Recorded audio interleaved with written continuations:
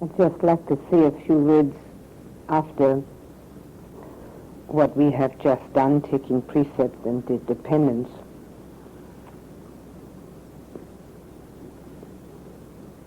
Maybe in the past, before you came here, you have maybe managed a household, or maybe you've managed a business or an office or something that was in the worldly realm. Here, we are learning to manage our inner household. We're learning to manage what is going on inside of us. And that's the only thing worth managing. The rest is all by the way. And once one has learned to manage that inner household, everything else falls into place. Nothing is difficult anymore. There is no lack of energy. There is no resistance. There is no irritation, because the inner household has been put into order. Unless one puts that into order, nothing else matters. Obviously, one's outer surroundings reflect that inner clarity and that inner order.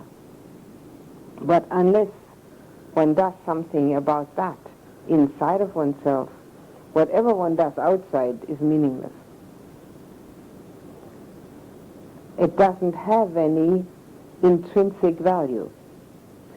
It's always dependent upon others, or it's dependent upon our sense contacts, or it's dependent upon getting what one wants and not getting what one doesn't want.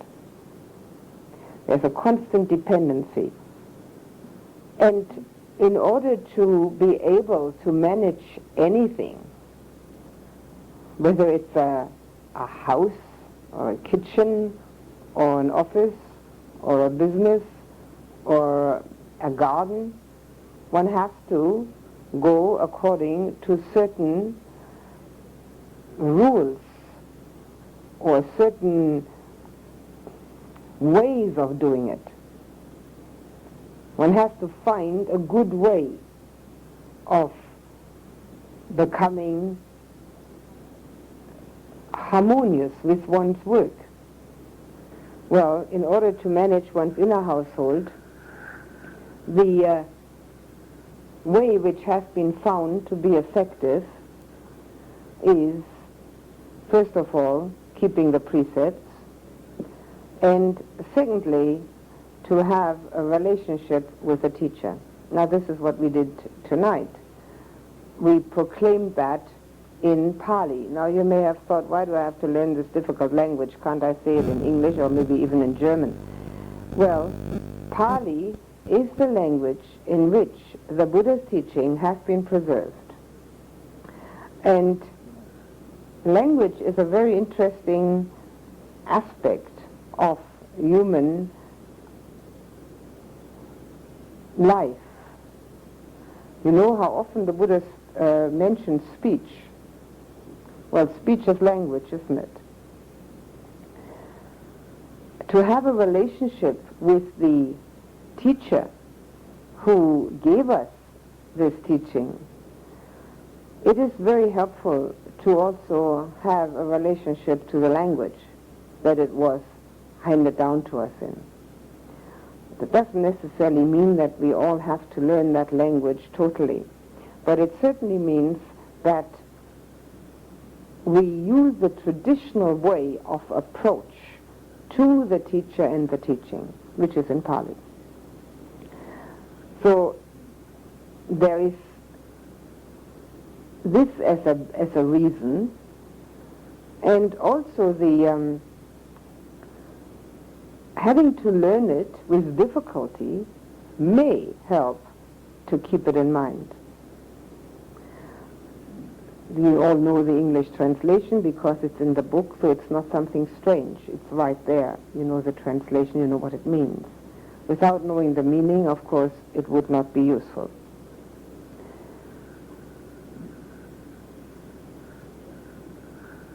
To learn to manage oneself means also that one learns to protect one's own happiness. And for that, it is very important to keep in mind, and I can't stress this enough, that happiness is a sign of purification. Unhappiness is a sign of impurity. It's as simple as that. And it is very important to keep in mind. Whenever unhappiness arises, whatever it may be about, may it be ever so justified in one's mind, it's impurity. There is no justification except our defilements, which are natural enough. Our defilements are perfectly natural. But happiness is a sign of purity. Happiness which comes from inner joy, not from sensual pleasures, but from an inner joy, which sometimes are connected with the senses, but must not depend on them. Now, we've often talked about that, and I'll talk about that at another time. But the managing of one's inner household is dependent upon certain rules and regulations. Imagine you're running a house, and instead of having a certain way of cleaning up and a certain way of taking out the garbage every day and washing the dishes every day and going about it in an orderly fashion, to just wait for things to pile up on you. And then eventually the house is in such a condition that you can hardly enter the room. It's the same with managing one's inner household. There have to be certain ways of doing that. One doesn't have to, not everybody does it in the same way. But we have a way. We have the Buddha's way. And it has been found to be effective for many people. And that's why we're using that way. It's not a matter of taking away our freedom. It's a matter of giving us our freedom, because by being able to manage our inner household, we are free. Free of all the rubbish that has to be taken out in the garbage can every day. We are free to be able to concentrate and meditate. We are free to find insight, because there's nothing that we have to think about how to do it. We have to do it according to the precepts. We don't have to even consider it anymore. It's all laid down straightforward. We don't have to worry about what should we do first, second, and third. Which way are we going to manage this in our household? We have rules which we abide by so that we have the freedom to do that which is really important. That what is really important is to get the mind concentrated where it can come into contact with a reality inside of oneself which is totally divorced from the mundane, transcending the mundane. Without having one's inner household in order first, this is not possible, because there's far too much rubbish accumulated in everyone. Nobody is immune. It's the same as in every kitchen. No different.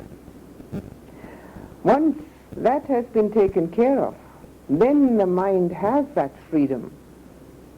And when that concentration arises, which is the absorption when that arises, then the ego does not arise. We can't have absorption and ego at the same time. And only then is there the slightest chance of diminishing our ego trips. When we have already experienced the beauty, the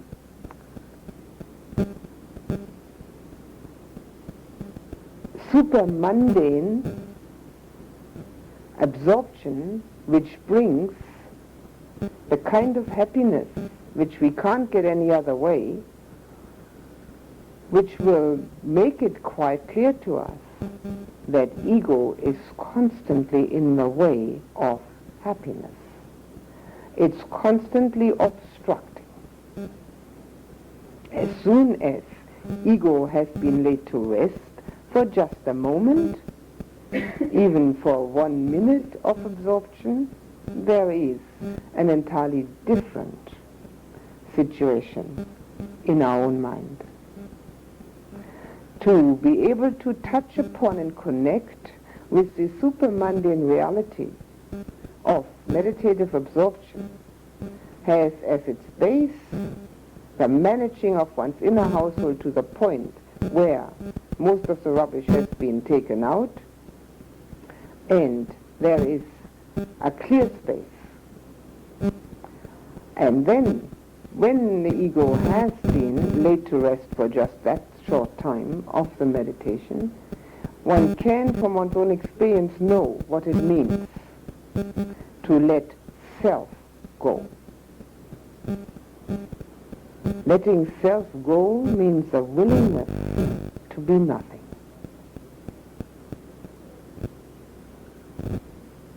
Wouldn't that be nice?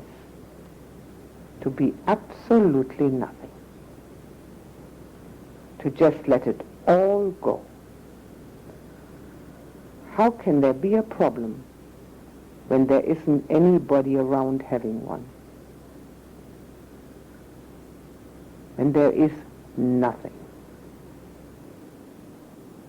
But nothing does not mean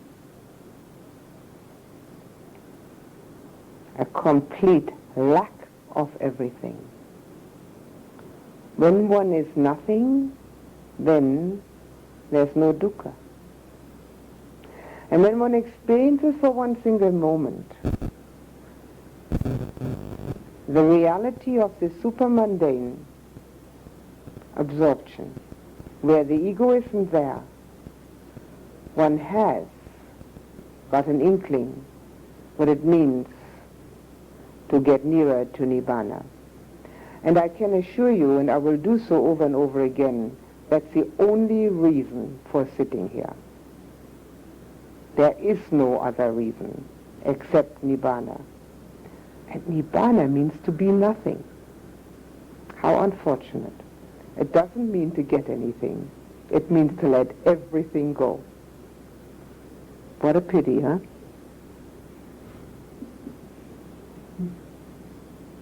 But that's what it is.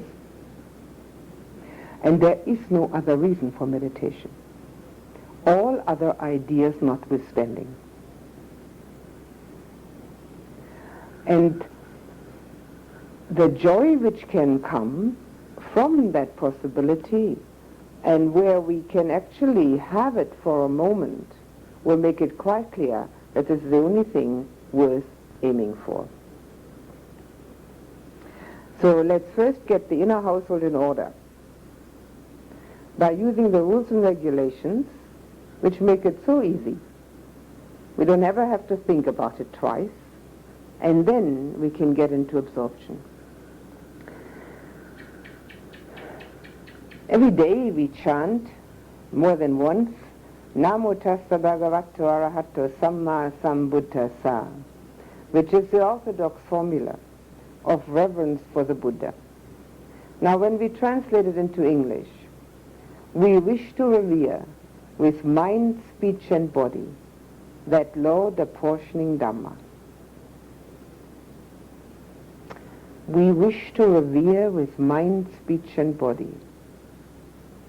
If you keep that in mind, just that one sentence, we wish to revere with mind, speech and body, that Lord apportioning Dhamma, then you have something to hang on to when the ego makes its usual games, plays its usual games. If you want to revere with mind, thought processes, speech and body, action and speech, the Buddha, ego has no place in that. Reverence. Why should we revere the Buddha? Because he's the one that gave us the teaching. The Lord apportioning Dhamma, it means the one who has given out the Dhamma. And that Dhamma we've got. We can relate to it.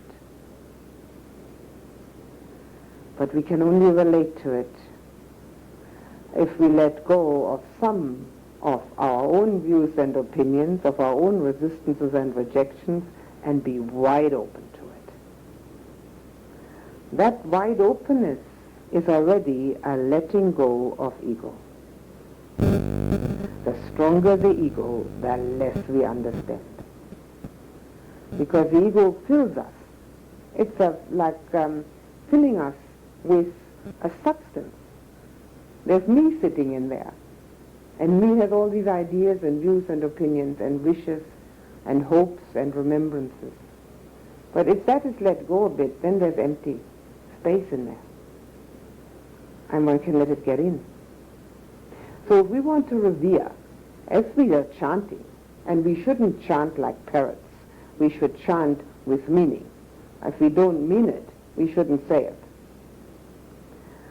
We wish to revere with mind, speech and body, the Lord apportioning Dhamma, because he's given us the Dhamma, we revere with mind, speech and body.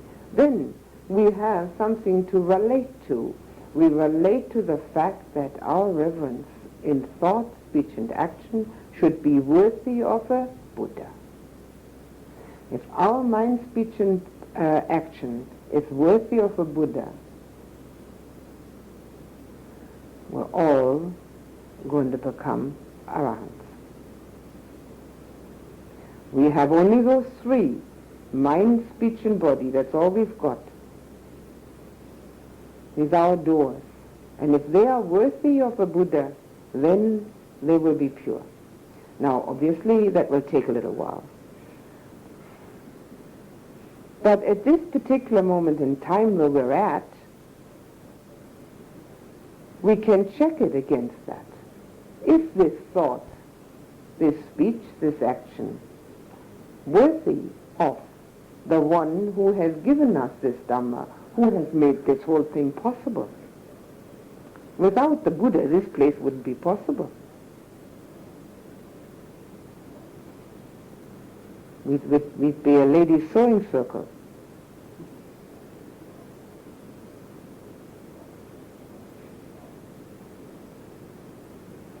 So if we are really grateful, then we can check whether our inner household is being managed properly. And if it is being managed properly, then we can check out whether thought, speech and action is really in line with our reverence for the one who has made our life, our spiritual path, our growth, has made all that possible for us. And then we have something to go by. And I think also it will help enormously in being within oneself rather than outside of oneself. Because what others say and what others do, does it really matter? Karma sakumi, I'm the owner of my karma. And so is everybody else. Everybody's owner of their karma. We can revert back always into our own household in here and find out whether this is really the way that the Buddha would have approved of our thought, speech, and action. And if we find something that isn't worthy of a Buddhist disciple, no blame, just change. The formula is recognition, no condemnation, change. Everything that we find in the tradition that we're following has a meaning and a reason behind it. All of it is only geared in one direction. There's only one thing I teach, the Buddha said, and that's suffering and its end to reach. No more dukkha. May you all have no more dukkha from now on. In Australia, I have visited the prisons at one time with the hope of teaching some meditation and possibly some Dhamma there. This is widely done in America, very successfully, very unsuccessfully in Australia. There was no interest in it. Not so much by the prison authorities, but by the prison inmates, at least those that came.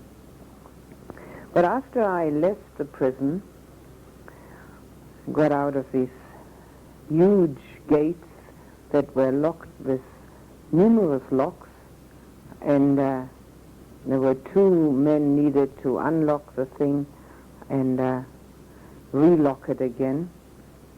And then it clanged shut because it was metal, a metal door sitting within a metal gate. I thought about the experience that I had there. It was the first time in my life that I'd ever entered a prison.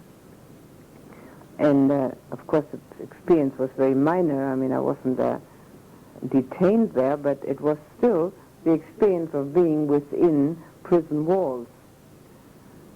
And the whole atmosphere is one of being imprisoned, of course. It's quite easily seen when you're there, or quite easily felt, I should say, when you're there. So when I left, I thought about the reaction that I had to it. And when I got back to my kuti, I sat down and wrote a little essay about it, or 2-3 pages of it. And I entitled it, "We're All in Prison."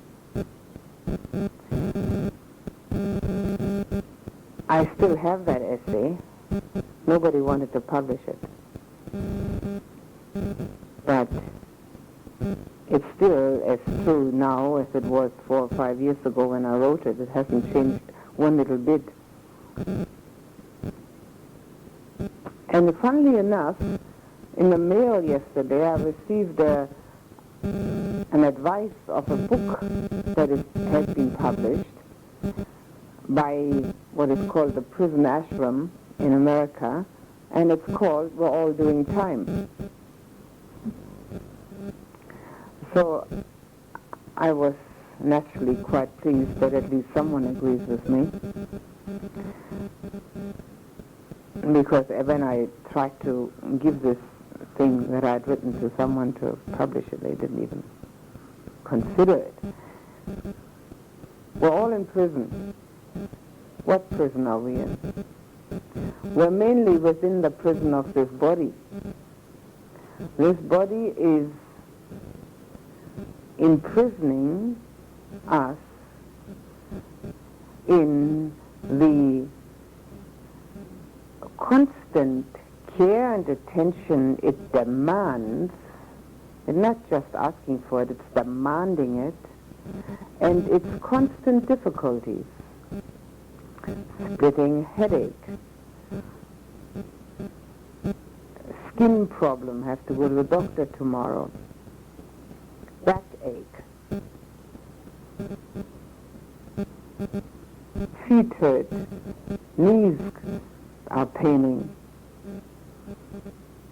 Not only is there constantly something wrong with this body, everybody is under that dukkha, but we are constantly reacting to it.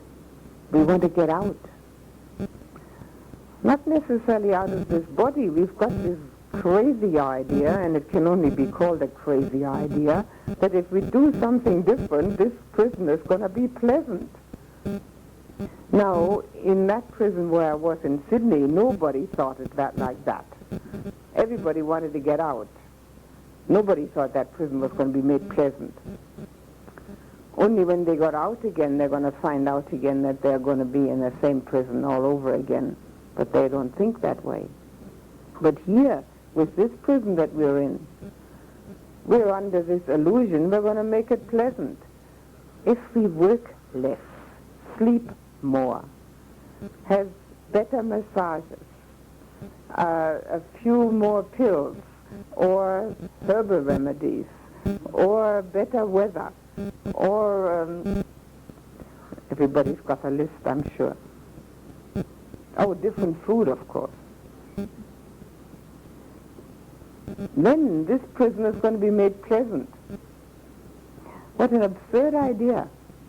How can this thing, consisting of 32 parts, which we have just chanted, not a single one of them beautiful or in any manner or form desirable, how can that ever be pleasant? Mind you, those 32 parts are marginally functional. Marginally functional. They're functional as long as there isn't the slightest impact upon them, that the slightest impact that could in any way impair them. When I was in America, they have these wonderful chairs in the kitchen that has a little ladder under the seat which you can pull out, and it's made of metal. So with my little toe on my left foot, I sort of bumped into that metal ladder. It's still hurting. This is 2 weeks ago. I mean, that's the most ridiculous little impairment. It's still hurting me when I'm sitting. Well, what is that? Nothing.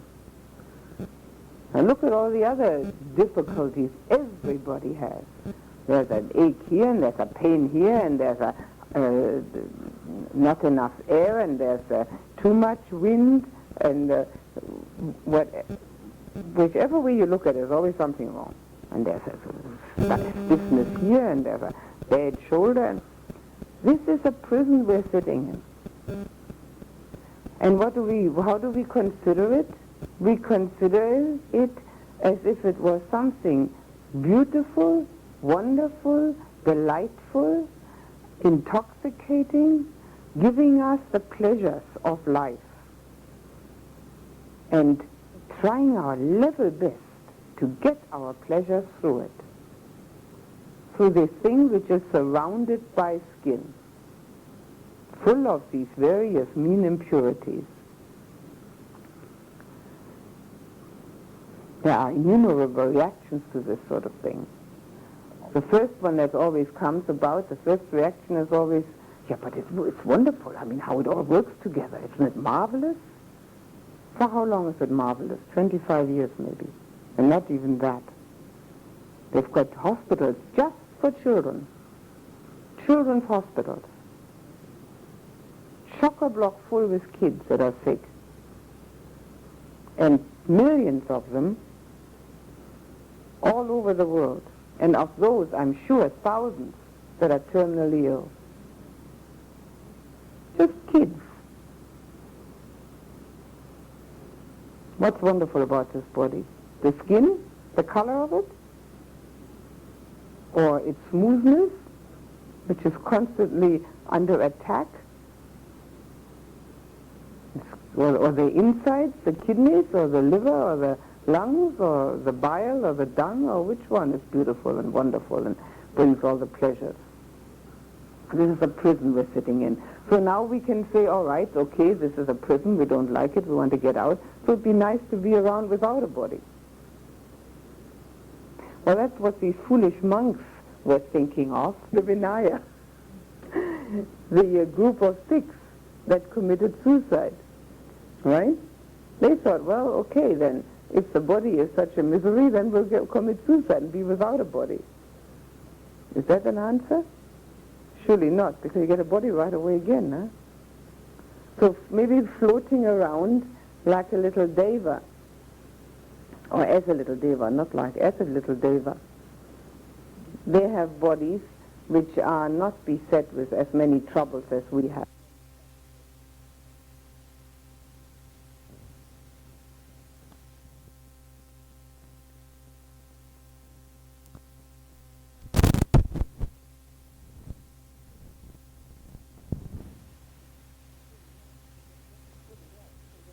Surely not, because you get a body right away again, huh? So maybe floating around like a little deva, or as a little deva, not like as a little deva. They have bodies which are not beset with as many troubles as we have. Mainly they don't have all this problem of sexual relations, and they don't have all that problem of eating and digesting. It's only a few days ago that we had grave problems with eating and digesting. If anybody doubts whether this body is wonderful, please remember. So we don't have that problem of eating and digesting. But they also have the problem of impermanence. They fall apart, even with that very etheric body that they have. They can't keep that one going either. So then maybe we could float around mind only, no bodies, which are the God realms, the highest realms of existence, mind only. Well, they have the problem also of impermanence. They don't last, but they do last a long time, and getting rid of wishing for that kind of rebirth is one of the last fetters to go. So maybe we're wishing for that kind of rebirth, all right? Wishing isn't going to get us there. We've got to do something to get there. We have to have the right vehicle, because it's a long trip. And what is the vehicle? The vehicle are the 4 Brahma Viharas. The vehicle is love, compassion, sympathetic joy, and equanimity. And equanimity being the most solid foundation in that realm. That's not indifference.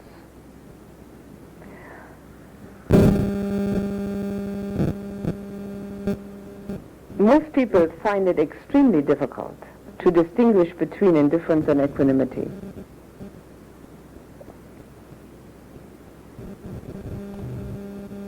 Equanimity is the non-reaction to pleasant and unpleasant feelings, but not the non-feeling of them or the suppression.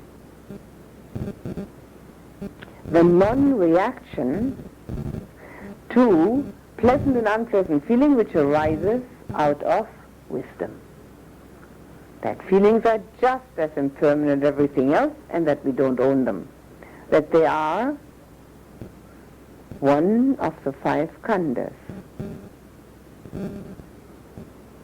We all chant that one every day too. That's all it is. And from that, equanimity arises. Indifference is an unfortunate state of mind, beset by dukkha. It is a state of mind where the feeling capacity has been impaired for various reasons, sometimes deliberate, sometimes through conditions. And a state of mind and heart which does not connect. It's a strange twilight zone. There are many people who live like that. They live in a twilight zone of non-connecting. Although they'd like to connect, they don't know how. Indifference can be described like that. I think it is important to give it as much of a reality as possible so that one doesn't fall into that error. People who are indifferent don't wish, usually, some of them do of course, but usually don't want to fall into that error. It seems to be a lack of ability to relate to themselves and others. And it becomes the feeling of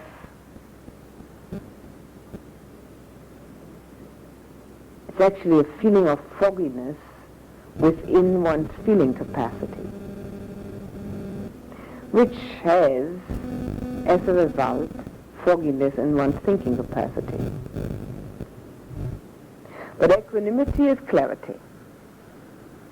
Utter and complete clarity derives from wisdom. Equanimity is the opposite of emotionalism.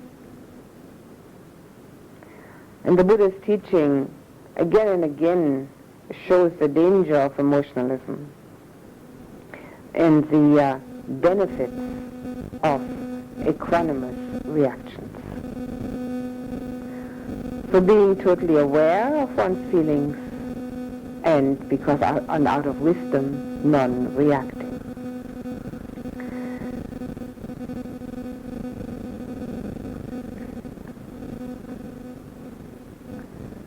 If we are aware of the fact that this body is a prison and relate to it as such,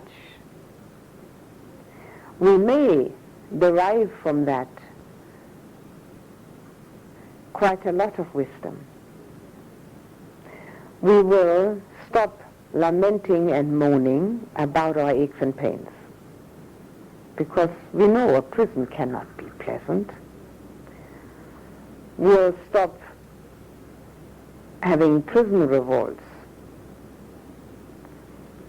trying to do something drastic about this body which can never be a pleasant abode.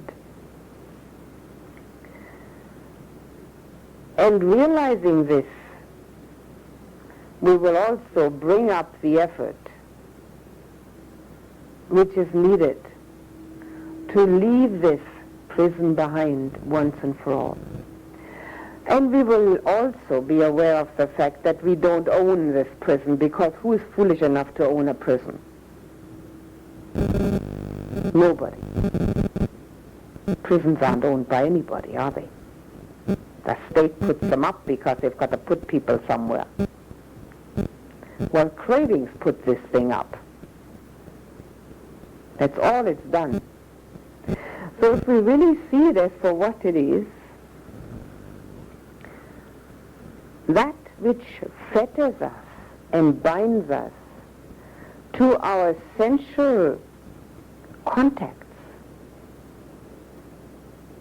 Without this body, we wouldn't constantly make contact through our senses and wouldn't see the world as if it was only what we know through our senses. That's how most people see the world, through what they see and hear, touch and taste, smell and think. And everybody believes that that is the world. And yet, how can it be?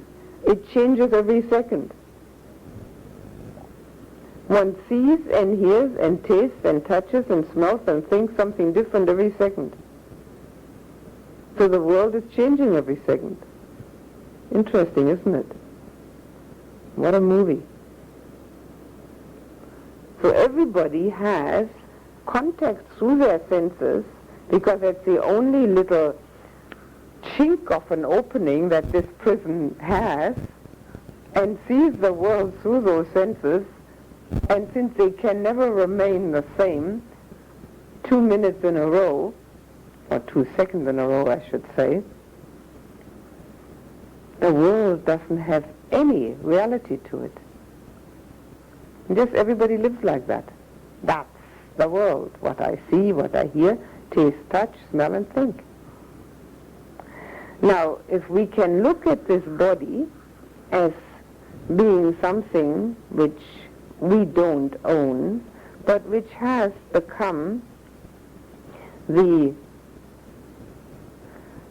vehicle, because of our craving to be here, in which we find ourselves, we will be much less attached to it. And being less attached to one's body makes all the difference how one lives. If one is less attached to one's body, one wants less for it. If one is less attached to one's body, one no longer thinks that through its contact one can gain happiness. One knows that there is no happiness to be found in prison. One can only gain happiness without the bodily and the sensual contact. So understanding and knowing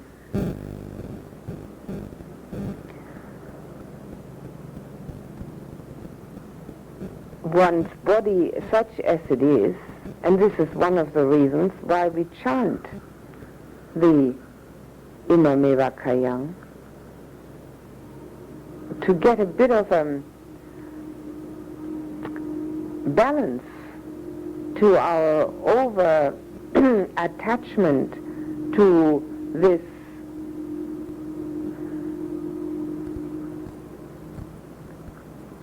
bag of bones, which is surrounded by skin and full of these various mean impurities. The balance which is necessary so that we can see with a little more clarity what its importance is. As long as we have it, we look after it. We look after this meditation hall. Is anybody owning this meditation hall? Is anybody really attached to it? They've got to have it, it's theirs, they've got to keep it. Nobody really is. And yet we look after it. We keep it clean, we wash it, we refurbish it when the things get broken. Nobody owns this thing. Cover the roof properly when it rains in. Same with the body. Got to wash it, got to feed it, got to give it medicine when it gets broken. But who owns this thing? The Buddha said, it is less damaging to think one owns one's mind than to think one owns one's body. That's even more damaging. Because with this body, we experience the world through the senses. And the attachment to the body brings about all our material, mundane cravings,